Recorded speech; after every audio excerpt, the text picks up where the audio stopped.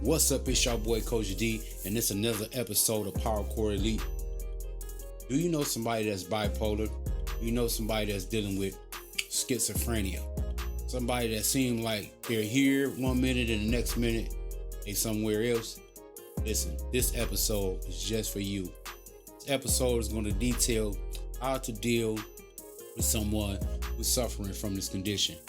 Maybe you may be suffering partially from this condition. This condition is brought on by traumatic experiences, paranormal experiences. A lot of people don't want to talk about that. Paranormal experiences and just overall generational curses. Now, before we get into the metaphysical part of how all this can come to be, please like and subscribe to my YouTube channel and share this message, because this message definitely be able to help somebody. Listen, a lot of people battle with mental health issues. A lot of people battle with trauma, traumatic experiences, things that happen from childhood, things that happen through relationships, or things that happen through things like accidents. You know, like somebody I know got into a car accident and broke their neck. They lived through the whole situation, but it traumatized them so much to the point to where they hallucinate now. They say they see something that wasn't there. Now, the doctors will call this paranoid schizophrenic, and that's the doctor's diagnosis. But a lot of times, this has a lot to deal with neuropathic trauma as well as metaphysical things, because we all know that the spirit realm exists outside of the natural realm. Now, before I get into the metaphysical realm, which is the spirit world, I want y'all to tell y'all, listen, I'm no doctor, so I can't prescribe y'all anything. This is to educate you on how to deal with someone that suffers from these conditions. These conditions are not normal conditions, and they are not conditions that you typically see in the normal person that has suffered traumatic experiences. A lot of times when we suffer trauma, most of the time we'll go through bouts of depression, suicidal thoughts and different things like that. These are more tedious on the lines of personality disorder, because for one moment to be happy and the next moment to be ready to take your own life, that definitely has like a duality piece to it, component, meaning one minute I'm happy, next minute I'm destructive, self-destructive. And these are the things that we have to identify when it comes to personality disorders. Now, what is a personality disorder? Let's go over to Wikipedia. Wikipedia is going to tell us exactly what personality disorder is. Check it out. Personality disorders, PD, are a class of mental health conditions characterized by enduring maladaptive patterns of behavior, cognition, and inner experience, exhibited across many contexts and deviating from those accepted by the culture. 1. These patterns develop early, are inflexible, and are associated with significant distress or disability. 2. The definitions vary by source and remain a matter of controversy. 3, 4, 5. Official criteria for diagnosing personality disorders are listed in the 6th chapter of the International Classification of Diseases, ICD, and in the American Psychiatric Association's Diagnostic and Statistical Manual of Mental Disorders, DSM. Personality, defined psychologically, is the set of enduring behavioral and mental traits that distinguish individual humans. Hence, personality disorders are characterized by experiences and behaviors that deviate from social norms and expectations. Did y'all hear what it said? It said, personality disorder is characterized by experiences and behaviors that deviate from the social norms and expectations. Meaning, it's not normal when a person is one way, 1 minute, and then the next they're a whole different person. That means that some consciousness, there's another set of consciousness there. Because we all know that everything that we think and everything that we feel ultimately comes from the soul. Right? Even the scripture says a double-minded man is unstable in all his ways. What does that mean? What is a double mind? A double mind is two conflicting mindsets. That means it's two minds and operating at the same time that are conflicting. I'll get that? So, understanding that having a personality disorder, hear the key word, disorder. Now, order means things are in order, things are in balance. Disorder means things are unbalanced, meaning the mind frame, the seat of intellect has a conflicting seat of intellect. Now, this is where in the religious world we would call this a demon. Some people don't want to rationalize and say, okay, person has a personality disorder or they got a demon. They don't want to say that because a lot of people don't believe in the spiritual world or the things that accompany us in this life that we cannot see. They don't believe that there's a devil, that there's a God, and that there's angels and that there's demons. They don't want to believe that. But contrary to popular belief, we understand that in the metaphysical world, there are negative energies. There are negative charges of energies, and these energies have what is called a will. They have a personality. They have an agenda. Now, how do these things cause personality disorders? One, a lot of times personality disorders, they come from traumatic experiences, but a lot of times they come from generational things that happen in the genetic pool of a human being's life, meaning their ancestors, their great-grandparents, or 100 generations back. Something took place in the lives of that lineage that caused an imbalance to take place, and everything was shipped down through the birth canal. Meaning, if your grandfather had blue eyes and he was dark as me, and your grandmother had brown eyes and she was dark as me, your mother and father might have been light-skinned, but guess what? You may come out and you might have the blue eyes like your grandfather. See what I'm saying? It's genetics. If you mix a pit bull and a boxer together, you're not going to get a full-blooded pit bull. You're going to get a pit bull with boxer-like features, maybe the build or maybe the facial structure or a little bit of both.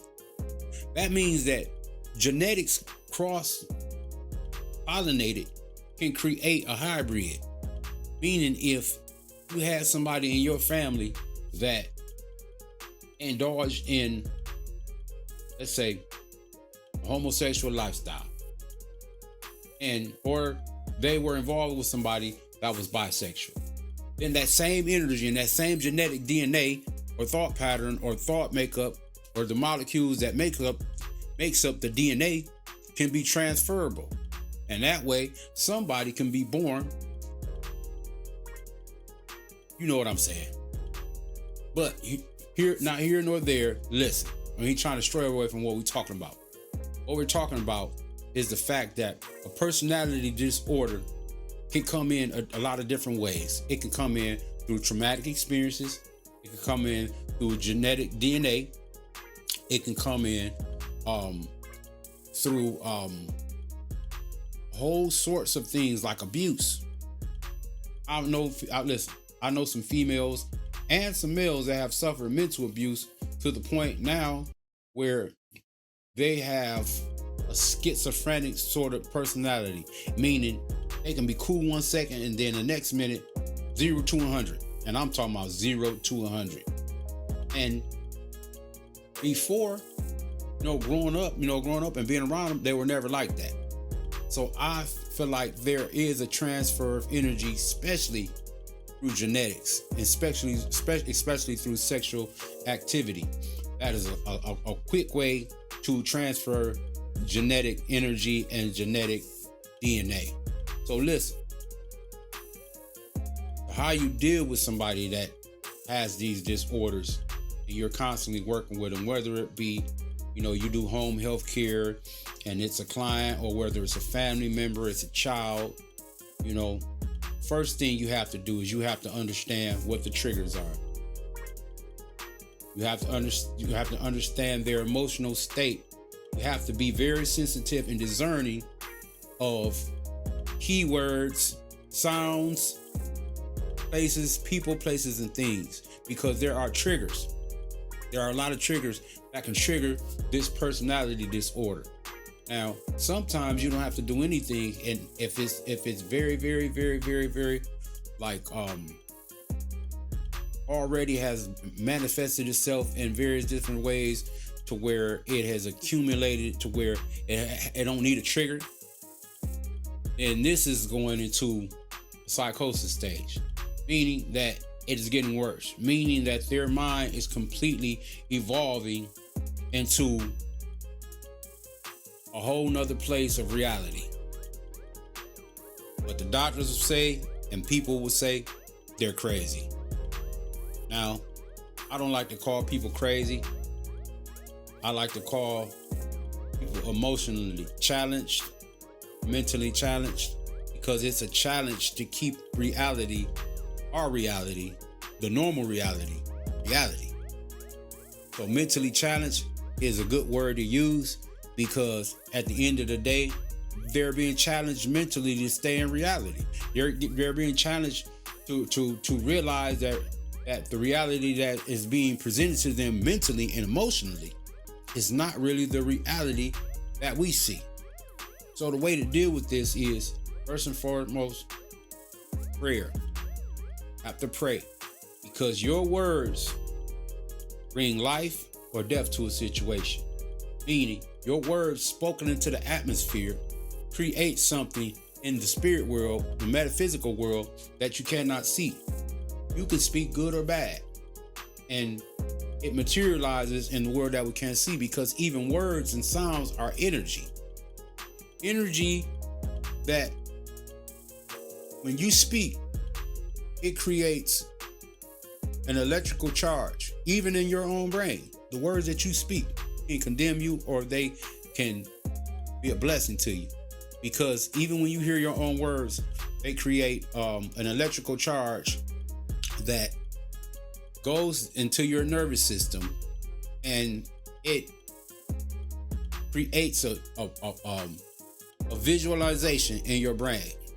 And that visualization is either received in faith or it's rejected.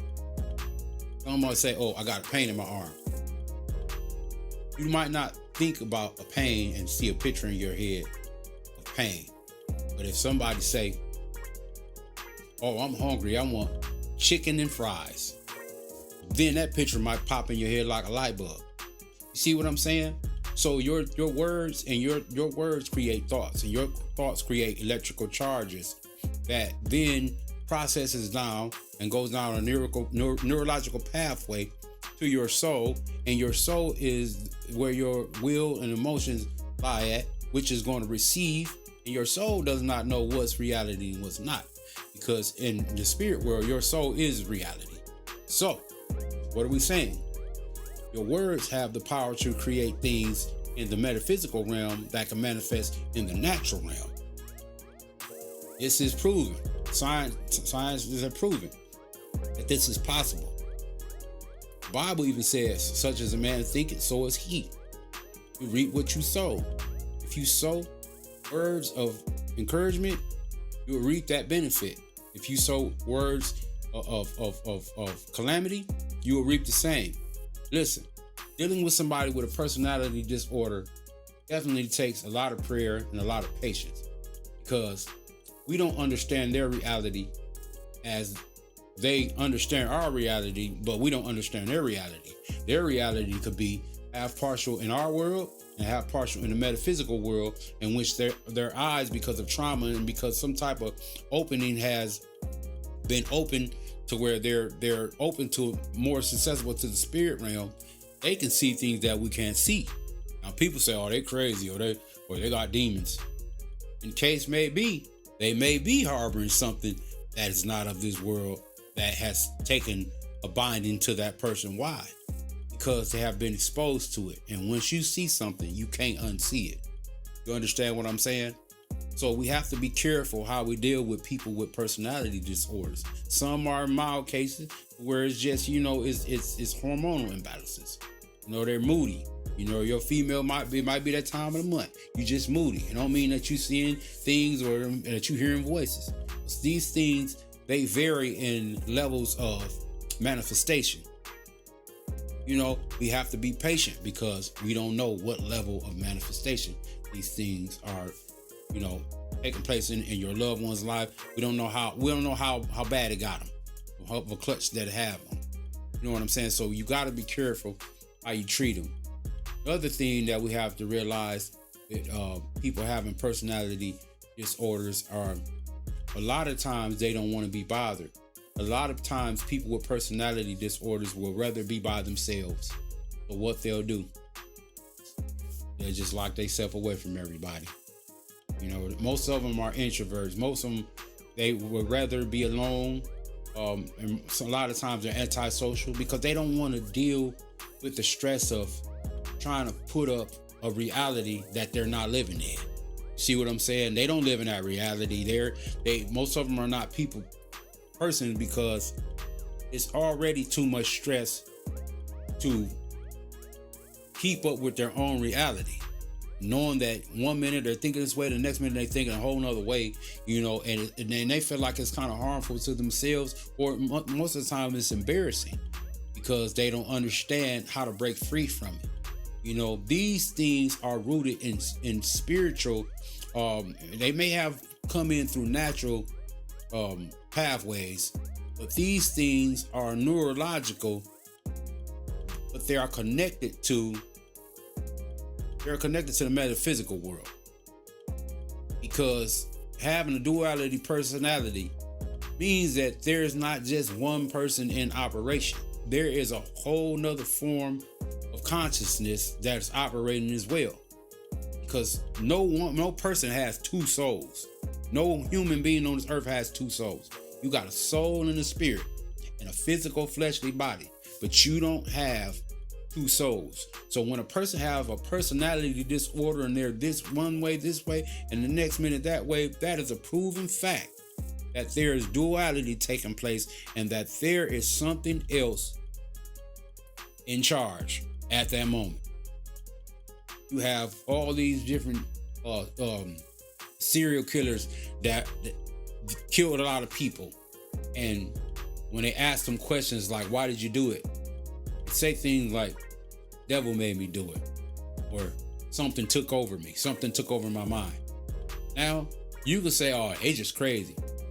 That is the terminology everybody want to use, but everybody don't want to face the truth that really it's just duality taking place, meaning their soul was there, but their soul wasn't in operation. Whatever was in operation had more authority and more power to take control and cause that person to do what they did. Right? So if we understand that duality exists, we understand that having a dual personality is a dual consciousness, meaning we call it an alter ego. It's not really an alter ego, it's just some other form of consciousness has embedded itself alongside of our form of consciousness and has taken the authority in the position of influence. Causes a person to have a double mind, to have two personalities in one and have it in one body. Listen, I hope this was insightful to y'all. If y'all have any questions, y'all can look at the number on the description. Y'all can call, y'all can text, y'all can leave a comment, y'all can share this video. Whatever you do, listen, share this. Somebody need to hear this message. And I appreciate y'all. I'm y'all boy, Coach D. I hope y'all have a lovely weekend, and I hope y'all be safe out there. And remember, it ain't how you start, it's how you finish. I'm out.